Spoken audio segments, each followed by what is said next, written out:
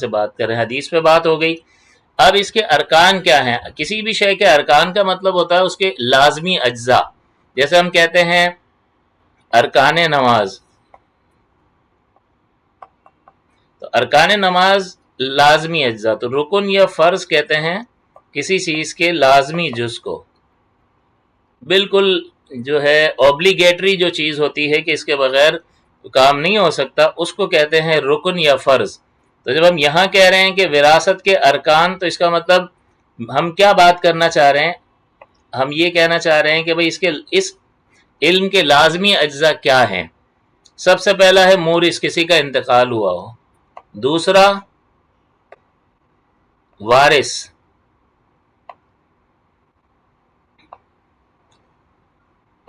وارث، تیسرا ہے طریقہ، کچھ مال بھی تو چھوڑا ہو۔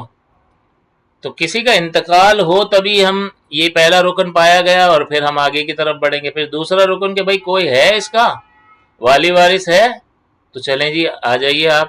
اچھا جی تیسری چیز میں کچھ چھوڑا بھی ہے یا نہیں؟ زیرو، کچھ بھی نہ چھوڑا ہو تو پھر کیا کریں گے؟ کچھ بھی نہیں کریں گے، نصیب تمہارا بھائی۔ تو یہاں تین چیزیں ہوں گی، تو ہم انیشیٹ کریں گے کہ مورث، کسی کا انتقال ہو گیا، پھر اس کا کوئی وارث ہے اور وہ مال بھی چھوڑ کر گیا ہے، تو پھر ہم دیکھیں گے کہ کس کو کیا حصہ ملنا ہے۔ ورنہ مال ہی نہ چھوڑا ہو تو آپ کیا کریں گے حصہ جان کر؟ کوئی مقصد ہی نہیں ہے، خواہ ایکسرسائز کر رہی ہے، رزلٹ کچھ بھی نہیں ہے۔ تو بہرحال یہ تین ارکان ہیں، جب یہ تین چیزیں پائی جائیں گی تب ہی معاملہ ہوگا۔ اسی طرح سے کسی شخص کا انتقال ہی نہیں ہوا، اس سے یہ بھی پتہ چل گیا کہ کسی شخص کا انتقال ہی نہیں ہوا، تو کیا اس کو مال تقسیم کر سکتے ہیں؟ ہرگز نہیں کر سکتے۔ یہ مال وراثت بنے گا اسی صورت میں کہ جب کسی شخص کا انتقال ہوگا۔ جب انتقال نہیں ہوا تو مال وراثت نہیں بنے گا۔ اس کا مطلب یہ ہوا، اس سے یہ بات ہمیں پتہ چل گئی کہ اگر بیٹا باپ سے کہتا ہے کہ ابو میرا حساب کر دو، مجھے جو ہے نا میرا حصہ دے دو، میں الگ ہونا چاہتا ہوں، تو اس کا کوئی بھی حصہ نہیں ہے، کیونکہ یہ جس کی چیز ہوتی ہے، جس نے کمائی ہے، جس نے اپنے پیسوں سے خریدی ہے، جو مالک ہے یہ اس ہی کا ہے، اور کسی کا اس میں کوئی حق نہیں ہے۔ تو موت سے پہلے کسی کا کوئی حق نہیں ہے۔ تو اس طرح باپ بھی کہہ سکتا ہے کہ بیٹا اگر تو پہلے دنیا سے چلا گیا تو پھر وہ جو میرا حصہ تیرے جائیداد میں بنے گا وہ تو مجھے دے دے، تو وہ ایک دم بلبلانا شروع کر دے گا کہ یہ کیا بات ہوئی، پہلے بوڑھے ہی جاتے ہیں۔ لکھوا کر لائے ہو کہ پہلے بوڑھے جاتے ہیں؟ ہاں ایسا ہے، ضرور ایسا ہوتا ہے، لیکن ایسا بھی ہو جاتا ہے کہ پہلے جوان چلا جاتا ہے اور بوڑھا بعد میں جاتا ہے۔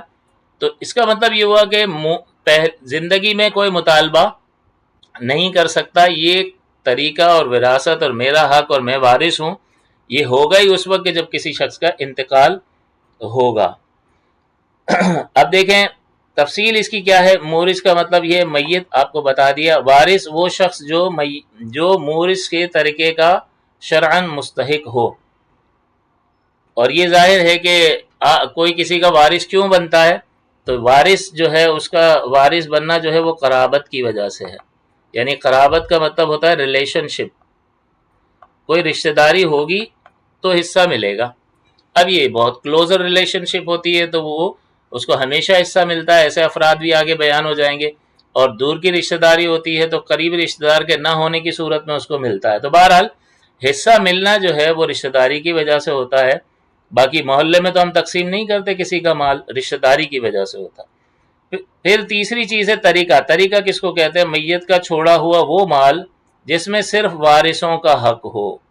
یعنی اس کا مطلب یہ ہوا کہ اگر کوئی اور چیز ہے، قرضہ ہے، یا اس نے کوئی وصیت کی ہے، یا تجہیز و تکفین ہے، تو وہ پہلے پوری کر دی جائے گی اس کے مال سے۔ اس کے بعد جو مال بچے گا اس میں صرف وارثوں کا ہی حق ہے۔ تو وارثوں کا جس مال میں صرف وارثوں کا حق ہوتا ہے، باقی حقوق ادا کر دیے گئے، اس کو اصطلاحی طور پر، یعنی اصطلاح کہتے ہیں، ٹرمینولوجی، یہ فن میراث کی ٹرم میں اس کو طریقہ کہتے ہیں۔ ویسے اگر آپ یوں دیکھیں گے تو عام بول چال میں کل چھوڑے ہوئے مال کو متروکہ مال یا طریقہ کہہ دیتے ہیں۔ تو عام بول چال الگ چیز ہوتی ہے اور اصطلاح الگ چیز ہوتی ہے، یہ سمجھنے کی بات ہے۔ تو ویسے تو ایک آدمی کا انتقال ہوا تو رشتہ دار جمع ہوئے، بھئی کچھ چھوڑا ہے؟ ہاں فلاں چیز ہے، فلاں چیز ہے، فلاں چیز ہے۔ تو ابھی جو ہے نہ تجہیز و تکفین ہوئی ہے، کچھ بھی نہیں ہوا، اور سارے چھوڑے ہوئے مال کو وہ طریقہ کہہ رہے ہیں۔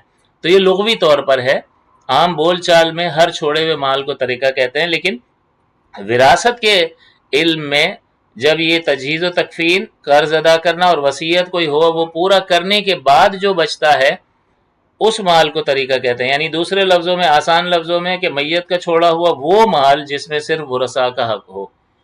تو کل مال میں سے دوسروں کا حق جو ہے وہ نکال دیا، قرض وغیرہ دے دیا، اب جو بچا ہے وہ اس کو طریقہ کہا جائے گا. اس کا مطلب کل مال کو طریقہ نہیں کہتے، بلکہ جس میں دوسروں کے حقوق ہوں وہ ادا کرنے کے بعد صرف جو وارثوں کے لیے بچا ہو اس کو طریقہ کہتے ہیں. تقسیم طریقہ کی شرط کیا